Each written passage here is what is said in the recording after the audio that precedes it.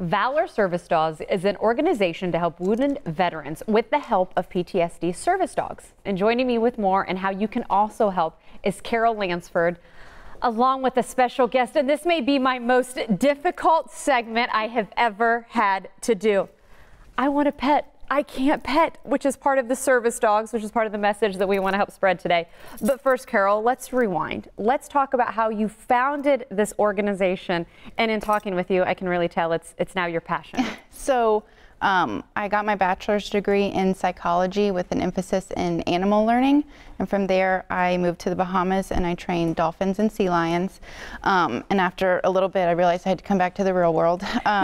And I worked at Zoo Atlanta for a little bit, and in 2012 my husband was blown up in Afghanistan and lost his leg, so I moved up to the military hospital with him, and I just saw a lot of service dogs and therapy dogs and what they were doing for veterans, and I figured that was my next calling. So when he got discharged from the hospital in 2015, we started Valor Service Dogs. Well, thank you for your husband's service. And I love being able to get the backstory because I think it helps talk about where you are today. And where I'm struggling again is the fact that I can't pet Callie, our new friend. Explain why that is, because you've always seen that, and I know there's a do not pet on the service vest, but sometimes you see other vests that don't say the do not pet. Let's talk about why that is. So for us especially, and what we train for mobility purposes and post-traumatic stress.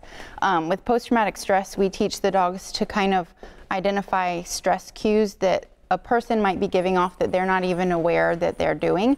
So one of those things is a lot of guys with post-traumatic stress, when they're in public and they start to get a little anxious, they'll kind of tap their leg or like get fidgety with their hands.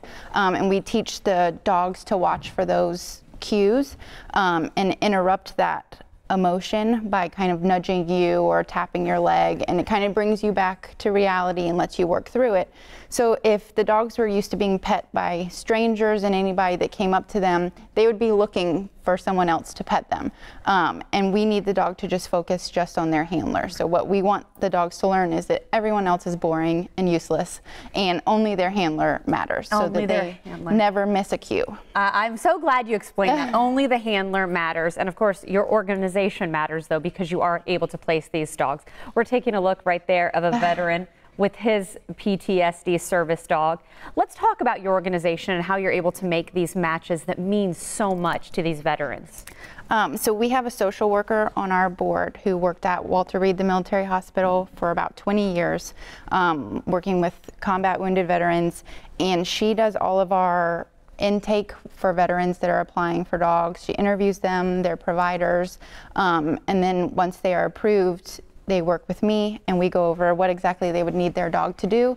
We kind of tailor train the dog for that person.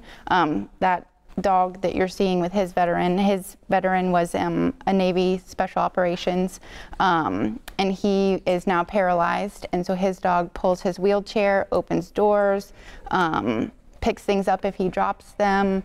If he leaves his phone in another room, he can send his dog in another room to get it. You know, we've got about 30 seconds, and there's two important things that we still want to bring up. First off, puppy coaches. That is such a vital part of your organization, and also a big fundraiser coming up. So I'll let you kind of close with information on both on how people can get involved. We have an event on Wednesday night at Brandon Westfield Mall. It's called Dining Under the Stars and Stripes, and all the restaurants in the mall will be donating food, drinks, entertainment, and all of the proceeds come back to us.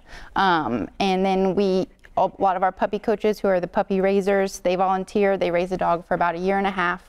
And we always need puppy coaches so that we can always place dogs. And you say you can be a puppy coach. You have to follow directions as an adult and then can work with the puppies. Thank you so much. This has been so fascinating. And again, it has been so difficult. She's smiling. And I said her, right?